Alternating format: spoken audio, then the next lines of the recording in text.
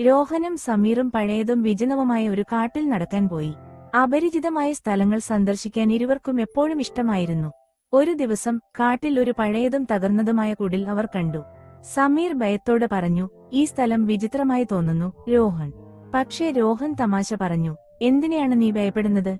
നമുക്ക് അകത്തേക്ക് നോക്കാം." അവർ കുടിലിനുള്ളിൽ കയറിയപ്പോൾ ഒരു ഭയാനകമായ നിശബ്ദത ഉണ്ടായിരുന്നു. പെട്ടെന്ന് ഒരു ഭയാനകമായ ശബ്ദം അവരെ രണ്ടുപേരെയും ഞെട്ടിച്ചു. കുടിലിനുള്ളിൽ ഒരു വെളുത്ത നിഴൽ പ്രത്യക്ഷപ്പെട്ടു. പതുക്കെ അവരുടെ അടുത്തേക്ക് നീങ്ങി.